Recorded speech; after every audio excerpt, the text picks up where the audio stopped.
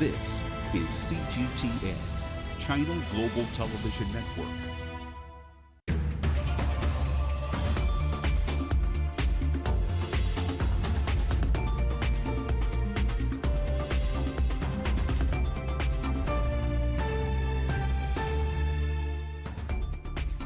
Hello and welcome to Dialogue. I'm Chu Qinduo. Despite the differences in civilization and values, the G20 brings together the world's major economies to seek common ground for development. So, through promoting civilizational exchanges and mutual learning, what can we expect from this year's G20 Summit to solve global rifts? What should be done to avoid a clash of civilizations? And what needs to be done to enhance the voice and representation of the Global South in the international arena? To find out more, I'm glad to be joined by Huang Jing, University Professor from Shanghai International Studies University, Professor Mohan Kumar, Director of the Jindal Global Center for G20 Studies, and also former Indian Ambassador to France and Bahrain. John Ross, Senior Fellow from the Chongyang Institute for Financial Studies at Renmin University of China, and Saliman Al-Azhari, Saudi geopolitical researcher. Welcome to Dialogue. We'll start with the controversy surrounding the name of the host country, India or Bharat. Professor Mohan Kumar, we'll start with you. What's in the name here? Yeah, I want to thank CGTN for having me. It's my first time, and I'm happy to be part of this illustrious panel. You put together a very fine set of people, as far as I can see. So my first reaction to your question is a rose smells as sweet with any other name. So I don't think the name should matter really. It's a bit of a non-controversy. The Indian Constitution actually has both India and Bharat. And as my Saudi colleague and friend said, Bharat is a name that people use in everyday conversation. And I think from my perspective, as long as I am allowed to use whatever name I like, Indians like freedom, Indians like choice. So as long as I am allowed to use whatever name I prefer, I think that's fine. So it should really not be anything more than a controversy. Frankly, it shouldn't be a controversy at all. And at this point of time, I don't think a decision has been taken. Well, Professor, there is one quote actually by BJP, the ruling party, a politician unnamed, told an Indian broadcaster, said that the word India is an abuse given to us by the British, whereas the word Bharat is a symbol of our culture. What's your response? So you'll have people disagreeing with that. India is a rough and tumble democracy. People are entitled to their views, and that's the view of that particular gentleman. I wouldn't necessarily see it that way. A lot of Indians wouldn't see it necessarily that way. And that is why I think as long as Indians have a choice to call their country whatever they want, it should be fine. Well, John Ross, it's said that, Prime Minister Modi indeed think that, there's a need of efforts to quote, liberate ourselves from the slavery mindset. Is the talk of name or change of name part of that effort? Well, as I think the British rule of India is one of the biggest crimes in the whole of human history, I think the best thing that Britain can do is keep out of the matter. So I'm not going to say anything about it at all. It's entirely up to the people of India to decide. Yeah, anyway, when we talk about the name, it's about like a mixture of different elements, colonialism, legacy, culture, history. So of course, here G20 brings together a broad representation of not only the 20 largest economies, but also countries with different history, different civilization, culture, and languages, political systems here. And here's one point actually, it's really about how we treat differences. Should we somehow appreciate and embrace the differences or condemn the differences? Huang Jing. I think that the differences is a way of life. This world is so beautiful because we're all different. So I think the matter is how much, number one, how much we can tolerate each other and respect each other on their own rights. Number two, do we want to, practice so-called double standard on this? Last but not the least, I think that the tolerance does not mean that we agree to disagree, but means we know we are different. That's why I try my best to understand, try to put myself in your shoes, to understand where you come from. Then we can have a better understanding and confidence building. So differences is a way of life. Again, we should all appreciate it. So, Mr. Ansari, at the same time, acknowledging the differences, in the background, obviously for the largest economies, there's a need for them to work together for unity. For better dealing with the global challenges and economically and politically. And how can they do that? Absolutely. Thank you so much for having me, and hi to all the respectful guests with you. I think one of the best answers to that is to go back to the slogan that India has written with regards to their G20. They said it and they called it One Earth, One Family, One Future. And that is actually important to emphasize. We should not forget that the G20 members represent more than 80% of the world's total economic output, 75% of global trade, and 60%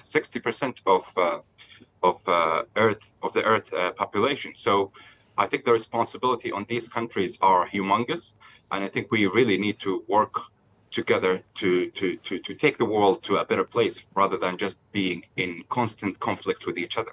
Mm-hmm.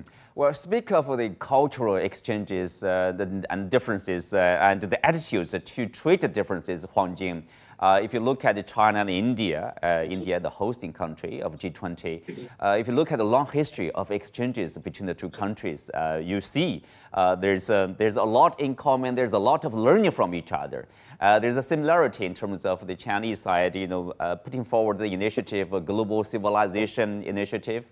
Basically, it stresses very much about equality, respect, and learning from each other. And even the theme, as our guest mentioned, one Earth, one family, one future, which is kind of similar to the Chinese idea of, a common community with a shared responsibility, shared system for the mankind. And of course, both countries also are calling for, say, multilateralism, genuine multilateralism or reformed multilateralism. So what kind of multilateralism for, say, China and India, for the global south? Or is it different from, say, the multilateralism in the eyes of Western countries? I think that multilateralism depends how you look at it. I think from India's point of view, if I understand right, or from China's point of view, I think multilateralism first and foremost means we are all equal. We should respect each other on equal footing. Secondly, we should all tolerate this kind of differences between us. Exactly because we're equal, that's why we cannot say that which one is better, which one is worse. Last but not the least, if there's any differences I want to point out between the so-called global South multilateralism and the so-called Western multilateralism, I think there is a conscious or subconscious kind of arrogance or kind of me-centered kind of feature in the for example, G7 groups. They believe they're the ones who should be the kind of leaders or even masters of the world. The world should center among them. Even though this is, just as I say, might be subconscious, but it is very clear, a very good demonstration of this, that I'm better than you, this kind of mentality that they try to, apply double standard when they talk about multilateralism, when they're dealing with others, especially, for example, when they talk about universal values. Values are good. We all have our values, but we're similar to each other on some good part of those values.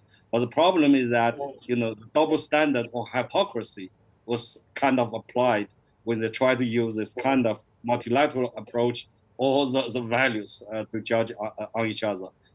In other words, multilateralism means we do not make judgment on others just because I think it is right. And also means that since we're all equal, then we should try to understand each other.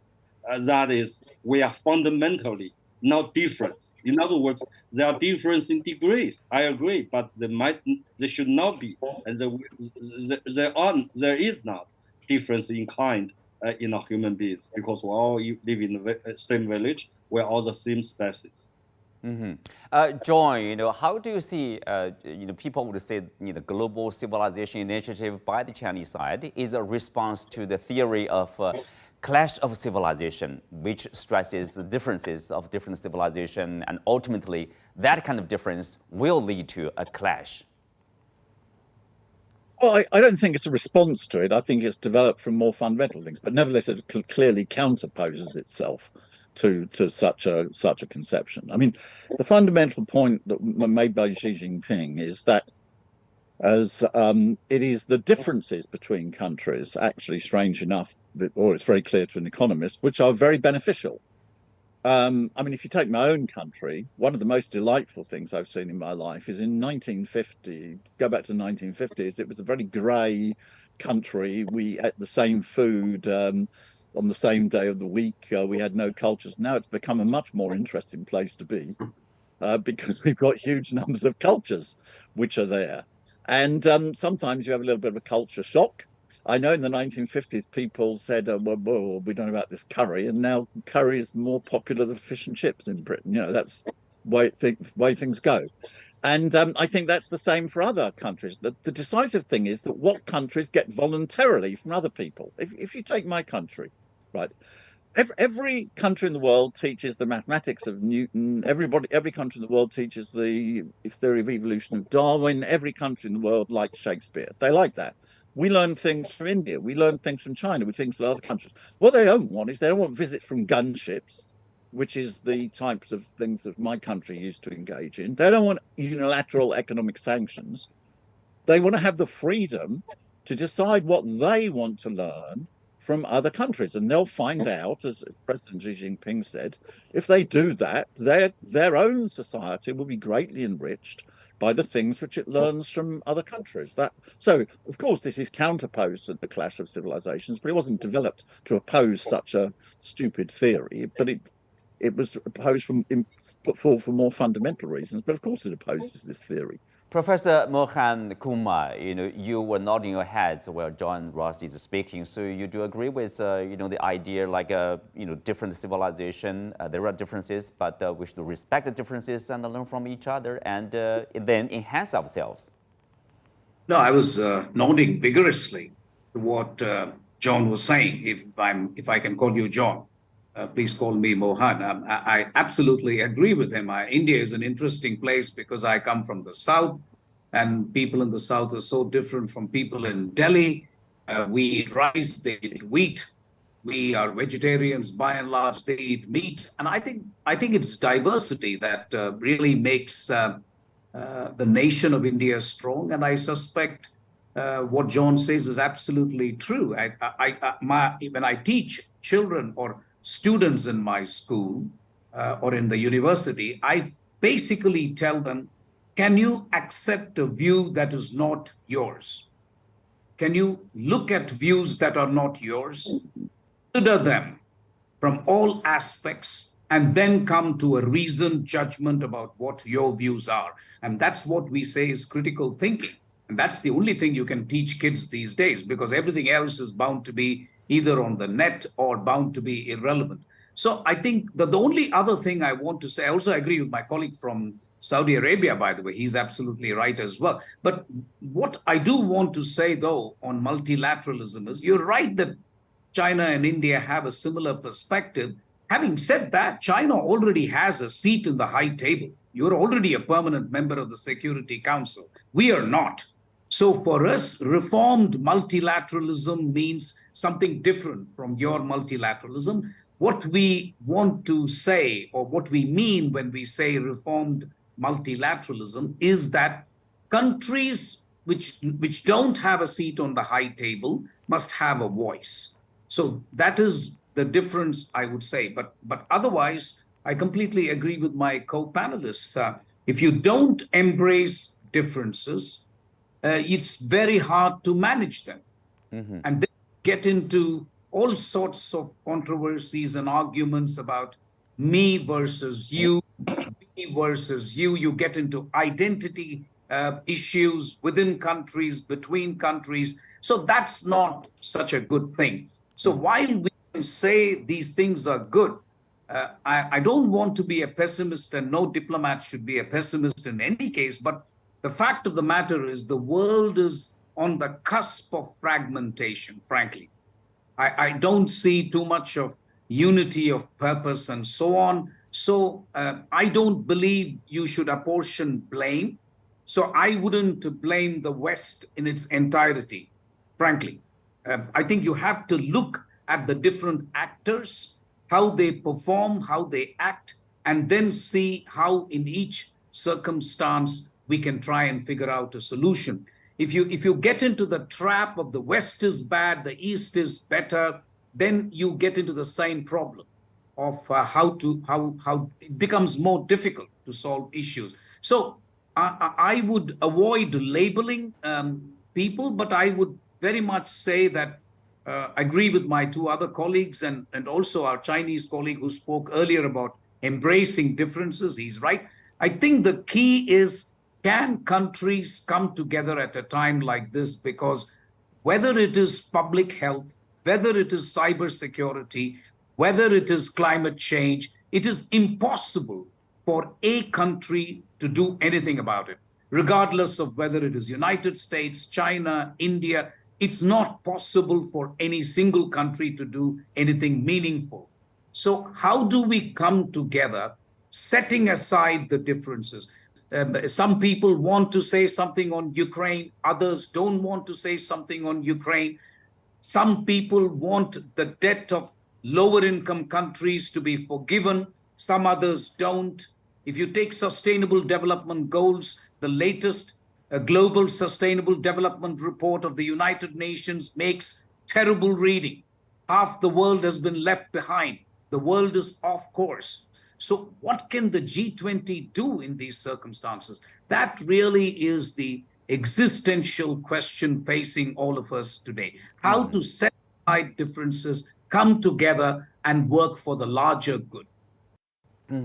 We're joined among the many problems we are going to solve, or we are expected to solve. One is mentioned earlier, is the debt issue for developing countries, in particular low-income countries, partly because the reliance on U.S. dollar, and then when the U.S. increase the interest, and then that creates more trouble for developing countries, like paying the debt. That's more burdensome for some countries there. Is there anything we can do in that respect? Well, the most fundamental thing is that needs to be a great deal of debt forgiveness. That's what's necessary to get the global economy going again. We have I'd link this question about the dollar and the question of debt together. We have got a bad situation in the world at the present time, whereby the US is dependent upon import of capital from other countries. It's astonishing figures for the first half of this year, which is the United States actually, the depreciation of US capital is greater than the creation of capital in the US. You've got a strange paradox. The world's #1 capitalist country is not creating any capital. This has only occurred twice before in US history. One was at the height of the Great Depression, and the other was during the international financial crisis. I mean, I was so astonished when I saw this figure for the first quarter. I wrote an article and said, look, we've got to be very cautious about this, because let's see if it continues or it's just a freaky number. Well, but when the second quarter GDP results come out in the US, it's continuing. What this means is the world's largest economy is dependent upon capital that it's taking, we can say by their financial system, from other countries. It's like the US has become the world's largest economic parasite. And I know it's very shocking to people, but that is actually the situation.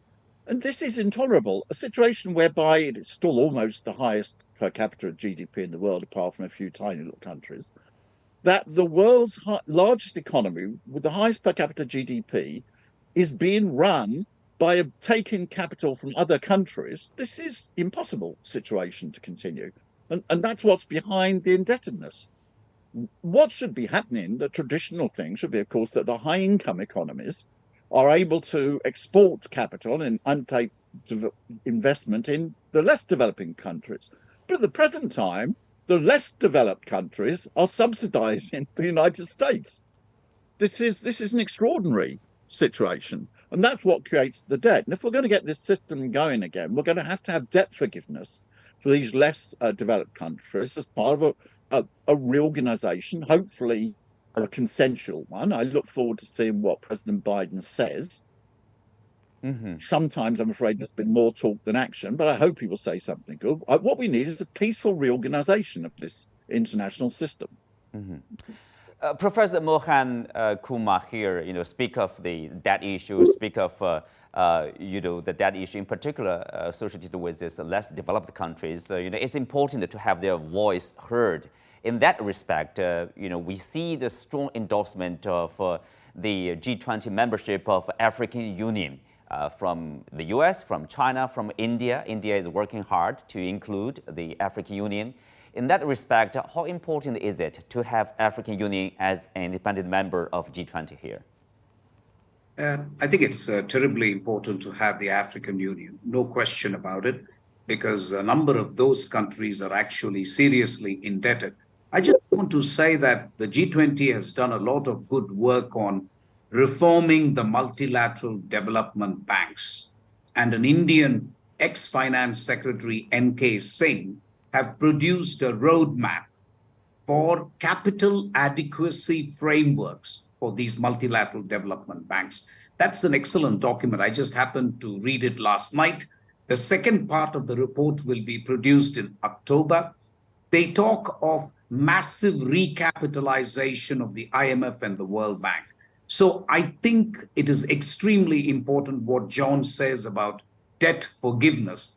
May I also add that China is an important creditor.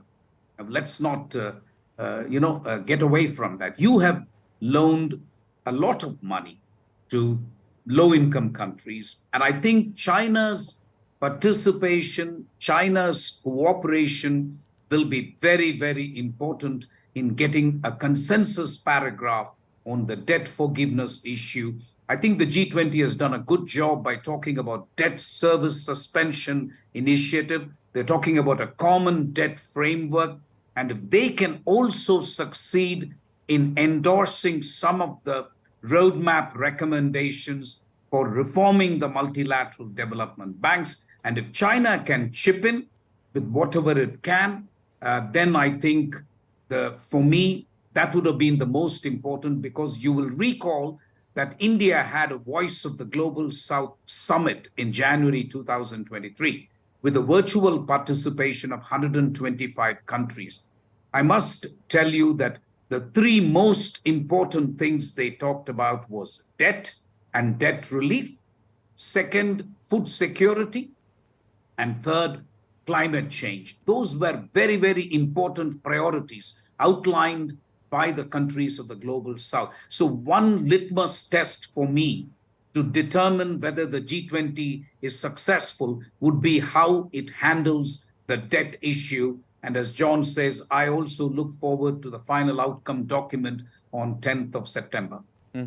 Al Ansari, last year, just like this year, I think people expected deliverables, something to be delivered from the G20 summit. But last year, because of the differences over the Ukraine crisis, a joint statement was prevented.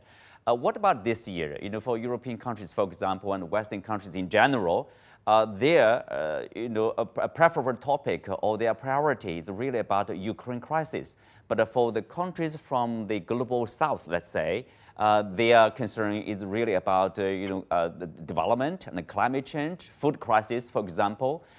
In what way can they, say, cooperate or can compromise and find a common voice in terms of the deliverables of the summit here? Yeah, you are absolutely right. And it is actually unfortunate that a lot of analysts put an extensive focus on the hard power and military confrontations and major conflict dynamics when they speak about the G20 meetings. And as the famous phrase goes, if it bleeds, it leads. But in reality, the G20 as a whole, and since its inception in 1999, is mostly an economic group. Definitely the Ukraine conflict with Russia, etc., has overshadowed the G20 the last 2 or 3 G20 meetings. But I'm personally optimistic about the near end of the Russian-Ukraine conflict. Both nations have to seriously allow the countries that offered their mediation services to do their part. And I know that Kiev is definitely tied to the U.S. position, but inside the U.S. itself, we are seeing a rising momentum to end the war and look for peace rather than incremental escalation. So that's why I'm kind of optimistic with that regard. And I'm actually happy that we have been discussing mostly economic themes, because that's what should be discussed with regards to the G20. And I'm actually proud of the Kingdom of Saudi Arabia when they hosted the 2020 G20, and they contributed mostly to the things that you guys have mentioned with regards to the poor countries. They solidified the global positions with regards to these nations in need via debts forgiving that equals $40 billion.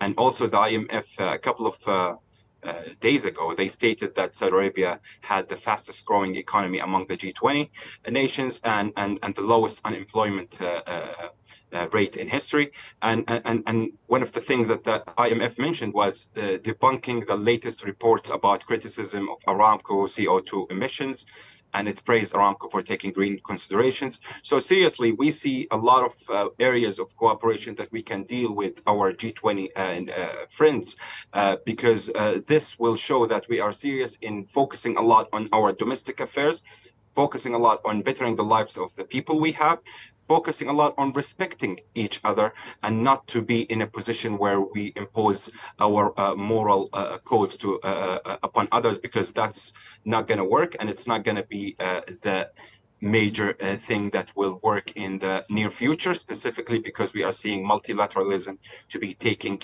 real stance on the ground. It's not only hypothetical, it's something that we see. And I actually have one point that I want to refer to with regards to the point about the IMF. Is it too late for the IMF and the World Bank, etc.? I don't think so. I think they have a lot of areas where they can actually evolve and develop their work. And one of the good things about multilateralism is the fact that when we see BRICS and we see all these Shanghai cooperation, these are considered to be somehow, in the eyes of some people, that are competitors to the World Bank and the global financial system that is led by the United States and the West. But I see it as a way through which you escalate the competition that is healthy for each party to do their best. So that's why the IMF is trying to catch up, not because they wanted to do so, maybe because they actually wanted to better their reputation and position, because there is a competitor in town. So I think healthy competition is beautiful, healthy competition is good, and we should not look at it as an adversarial kind of position between the East and West. Well, on that note, we come to the end of today's discussion. Many thanks to our guests. You can also find us on the CGTN app on YouTube. I'm Xu Qinduo. Thanks for being with us. See you next time.